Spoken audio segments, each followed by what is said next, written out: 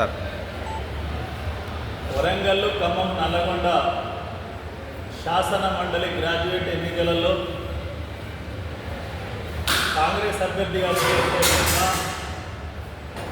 తీన్మార్ మల్లన్నను మొదటి ప్రాధాన్యత ఓటేసి గెలిపించాలని చెప్పి మీ ద్వారా నేను కోరుతున్నాను. ఈ 3 జిల్లాల్లో ఉన్న గ్రాడ్యుయేట్ ఓటర్లందరినీ మీరందరూ కూడా గ్రాడ్యుయేట్లుగా ఆలోచించండి. నేడు దేశంలో కాంగ్రెస్ పార్టీ మాత్రమే భారత రాజ్యాంగాన్ని రక్షించడంలో కానీ, లౌకిక విలువల్ని కాపాడడంలో కానీ, లేదా సామాన్యుడు బతుకుదెరువు కొరకు కాస్త ప్రయత్నం చేయడంలో కానీ ముందున్నది. కేంద్రంలో ఉన్న బీజేపీ ప్రభుత్వ తీర్పును చూస్తుంటే దేశాన్ని మొత్తాన్ని, ప్రభుత్వ రంగాన్ని మొత్తాన్ని అమ్మకానికి పెట్టి తమ ఆదాయాలు కట్టబెట్టుకున్న పరిస్థితి ఉంది. సామాన్యుల గురించి పట్టించుకునే పరిస్థితి లేదు.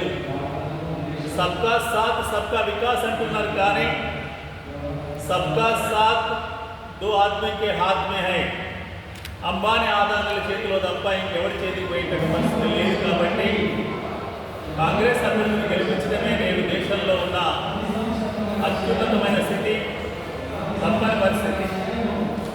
అదేవిధంగా విద్యారంగానికి వచ్చినట్లయితే సామాన్యుడు చదువుకునే రకంగా నూతన విద్యా విధానం లేదు. నూతన విద్యా విధానాన్ని రద్దు చేయండి, రాజ్యాంగ లక్ష్యాలకు విలువలకు అనుగుణంగా విద్యను తయారు చేయండి అంటే అలా కాకుండా నేడు ప్రభుత్వ యూనివర్సిటీలను, ప్రభుత్వ విద్యారంగాన్ని ధ్వంసం చేసే రకంగా, నిధులు లేకుండా ప్రైవేటీకరణను వేగవంతం చేసే రకంగా నేటి విద్యా విధానం కనిపిస్తుంది.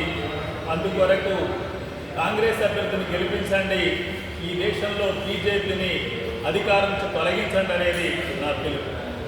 దాంతోపాటు ప్రధానంగా 3 రాజకీయ పార్టీల అభ్యర్థుల మధ్యన నేడు శాసన మండలి ఎన్నిక జరుగుతుంది.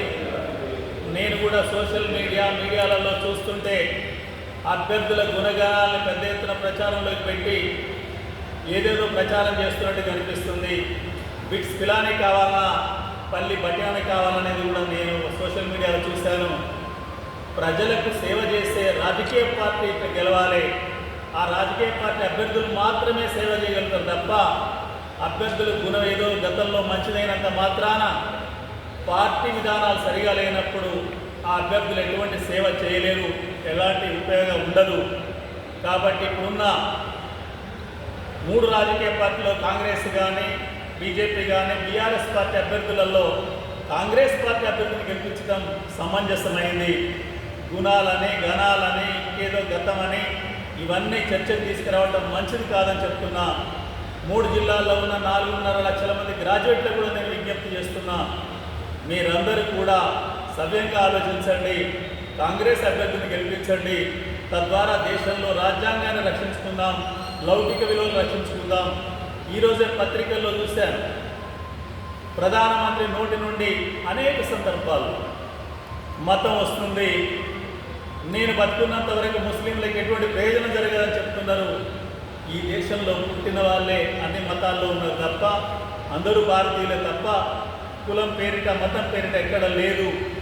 లేని విషయాలన్నీ ప్రధాని ప్రస్తావన చేస్తుండు. వాస్తవంగా తేవలసింది 15 లక్షల రూపాయలు బ్లాక్ మనీ తెచ్చి అకౌంట్లు వేస్తానని ఎడిపోయింది చెప్పాలి. తర్వాత పెద్ద నోటు రద్దు చేస్తే ఏం ప్రయోజనం జరిగిందో చెప్పాలి. 2 కోట్ల ఉద్యోగాలు సంవత్సరానికి ఇస్తానది ఎడిపోయినదో చెప్పాలి. అందరికీ ఉచిత వైద్యం, ఉచిత విద్య అందిస్తానని అది ఎడిపోతుందో చెప్పాలి. రైతులకు గిట్టుబాటు ధర కల్పిస్తానని అడుగుతుందో చెప్పాలి. ఇవన్నీ చెప్పకుండా, తర్వాత బాలికల విద్య గురించి చెప్పకుండా మతం, కులం పేరిట నేడు ఎన్నికలలో ప్రజల్ని తప్పుదో పట్టించడం అంటే అది సరైనది కాదు.